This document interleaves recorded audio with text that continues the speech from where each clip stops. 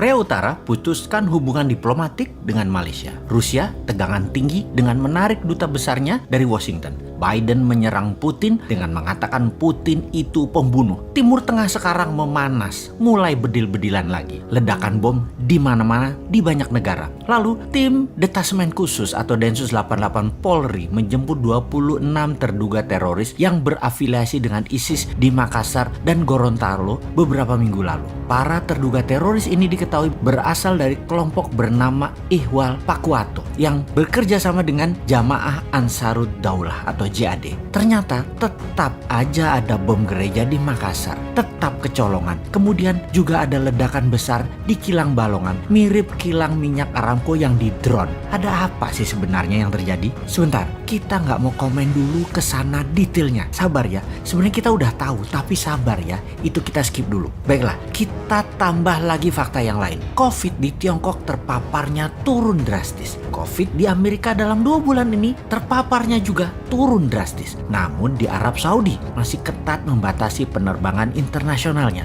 Masih selected karena COVID merajalela lagi. Bahkan di Tanzania lockdown. Negara Eropa Barat seperti Spanyol, Inggris, Perancis, Italia masih juga selected international visitor karena masih pandemik. Jenis baru lagi pandemiknya. Banyak di negara besar dan negara penting di dunia ini ternyata COVID belum bisa turun drastis di sana. Sehingga efek perlambatan ekonomi menjadikan mendung ekonomi di Eropa, di Afrika, di Asia. Pastinya di dunia di tahun 2021 ini mendung ekonominya. Bagaimana kita melihatnya hal ini yang lama kita sudah mengatakan dalam analisa Sontoloyo ala Bosman itu. Ketika globalis di belakang Biden CS Partai Demokrat Amerika, maka globalis menguasai 2 negara besar, Tiongkok dan Amerika. Keduanya diadu adalah Tiongkok CS yaitu One Belt One Road versus High Road-nya Amerika CS. Kemudian dunia dibuat gonjang-ganjing di mana instrumen perang yang terbesar adalah perang militer, yang terkecil adalah perang sel atau biasa disebut Terrorist Act mulai dipakai lagi. Mulai terjadi semua kan saat ini. Dunia ini semua sedang berperang melawan virus sebenarnya. Dunia sedang berperang aslinya tuh melawan siapa? Melawan globalis karena emang dimainkan oleh globalis. Alatnya mereka yaitu 2 negara besar tadi, Amerika dan Tiongkok. Kemudian perang militer dan berbagai penyakit disebabkan oleh virus seperti Ebola, Cikunya, dan Corona. Disinilah cara bernegara Indonesia ditantang ke limit, ke batas kemampuan maksimum pemimpinnya, ke batas kemampuan maksimum politikusnya, dan ke batas kemampuan pejabatnya. Jadi apa yang terjadi di Indonesia saat ini seharusnya yang harus dilakukan? Kita tahu bahwa bentuk negara Indonesia bukan lagi seperti apa yang Founding Father Indonesia ini dibuat di awal pada saat Indonesia menyatakan dirinya menjadi negara. Indonesia ini bangsanya jadi dulu yaitu di tahun 1928. Baru negaranya lahir Indonesia itu yaitu di tahun 1945.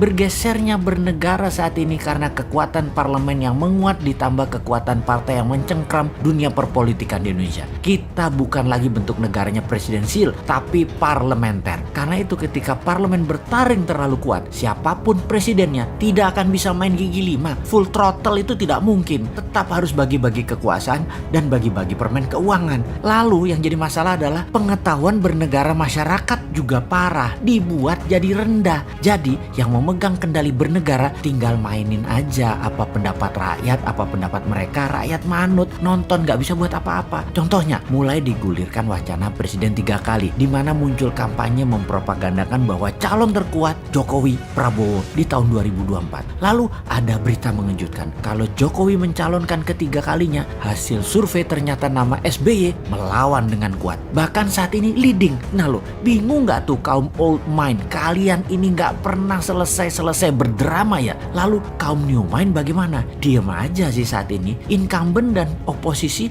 menari-nari seakan-akan bisa membuat Indonesia berdaulat.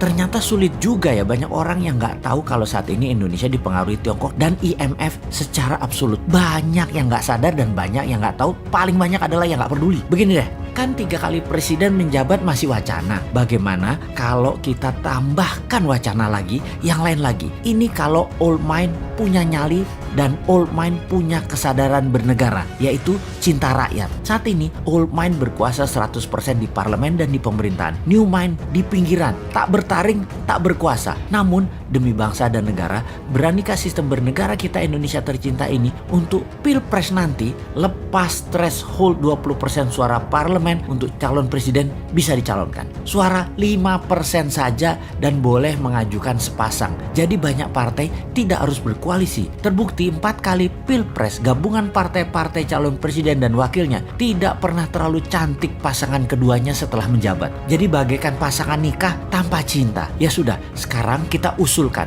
suara parlemen turunkan dari 20% ke 5% untuk ambang batas calon presiden dan langsung bisa mengajukan sepasang. Syarat berikutnya, total paslon pasangan calon tidak boleh 7 pasang dengan menghitung suara parlemen dari suara terbanyak. Jadi apa yang terjadi? Misalnya pasangan PDIP dan Gerindra, Pak Jokowi dan Pak Prabowo, itu sudah 30% suara parlemen. Tapi masing-masing ternyata kreatif. Masing-masing mencalonkan diri sendiri. PDIP mencalonkan Ganjar dan Puan. Gerindra mencalonkan Pak Prabowo dan Pak Sandi Uno. Kemudian Golkar mencalonkan Erlangga dan Tito. Golkar bisa calonkan sendiri tentunya. Partai Demokrat Perjuangan mencalonkan SBY dan AHY. Demokrat KLB mencalonkan Muldoko dengan Ahok. Nasdem Pak Surya Paloh dengan Ridwan Kamil. PKS Anies dengan Habib Rizik. PKB Caimin dengan Deddy Corbuzier. PAN P3 mencalonkan Gatot dan Din Samsudin. Siapapun itu silahkan bertanding. Mainnya nanti 2 babak jika tidak ada pemenang yang mendapatkan suara 50% plus 1 suara.